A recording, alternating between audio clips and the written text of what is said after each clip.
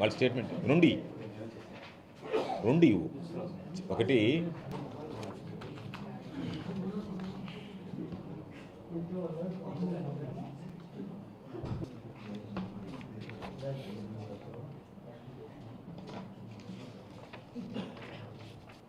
కృష్ణపట్నం పోర్టుకి సంబంధించి అనేక రకాలైనటువంటి ఊహాగానాలు, ప్రతిపక్ష రాజకీయ నాయకుల విమర్శల నేపథ్యంలో స్థానిక ప్రజలకి, పోర్టులో పనిచేస్తున్నటువంటి కార్మికులకి, ఉద్యోగాలకి ఒక స్పష్టతనివ్వాలనేటువంటి ఆలోచనతోనే ఈరోజు ఈ పాత్రికేయ విలేకరులతో సమావేశం ఏర్పాటు చేయడం జరిగింది.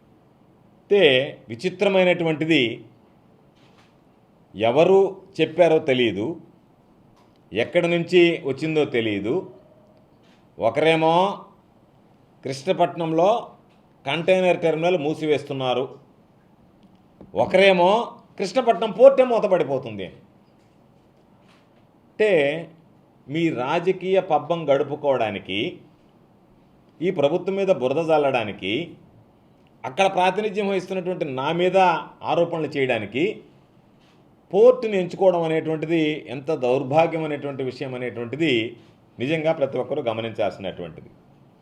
ఒక వ్యవస్థ అభివృద్ధి చెంది ముఖ్యమంత్రిగా చంద్రబాబు నాయుడు గారు కృష్ణపట్నం పోర్టు నిర్మాణంలో వైఫల్యం చెందితే, టెండర్లు పిలవడం, శంకుస్థాపన చేసి ఆగిపోతే, మహానేత రాజశేఖర రెడ్డి గారు ముఖ్యమంత్రిగా కృష్ణపట్నం పోర్టుకి సంబంధించి పునాది రాయి వేసి శంకుస్థాపన చేసి దానిని పూర్తి చేసి ఆయన చేతుల మీదుగానే ప్రారంభించి జాతికి అంకితం చేయడం జరిగింది.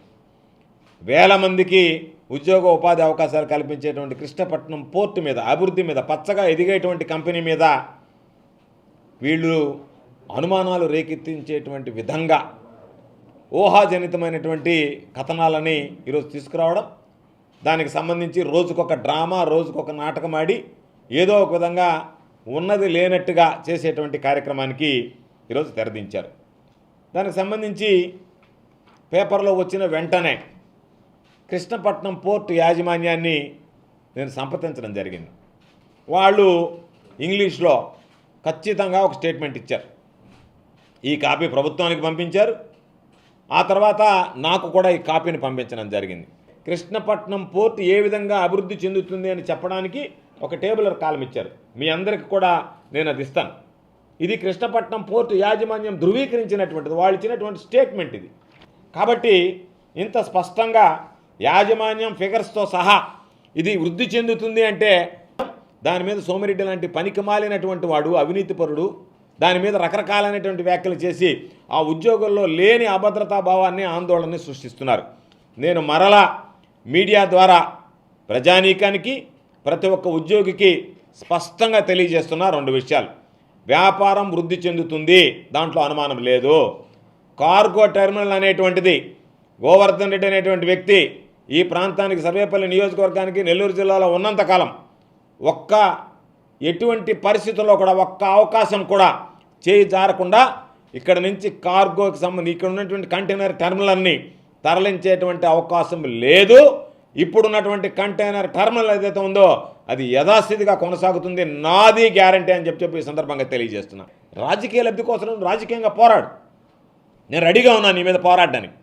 రేపు నువ్వు పోటీ చేయి, నేను రెడీగా ఉన్నాను నీ మీద పోటీ చేయడానికి, గెలవడానికి, నిన్ను ఓడించడానికి. అంతే తప్ప నువ్వు కృష్ణపట్నం పోర్టుని ఎంపిక చేసుకుంటే, కృష్ణపట్నం పోర్టు యాజమాన్యం ఈరోజు స్పష్టంగా ప్రభుత్వానికి నివేదించింది, నాకు కాపీ పంపించింది. దీనికి సంబంధించినటువంటి దాంట్లో స్పష్టంగా ఉంది. అసలు కృష్ణపట్నం పోర్టే మూసేస్తున్నారని రకరకాలైనటువంటి మాటలు మాట్లాడడం అనేటువంటిది ఇది సమంజసం కాదు, సబబు కాదు అని చెప్పి ఈ సందర్భంగా తెలియజేస్తున్నా. కృష్ణపట్నం పోర్టు యాజమాన్యం ఇచ్చినటువంటి హామీ మేరకు ఉద్యోగులు కానీ ఎవరు కూడా ఆందోళన చెందాల్సినటువంటి అవసరం లేదు.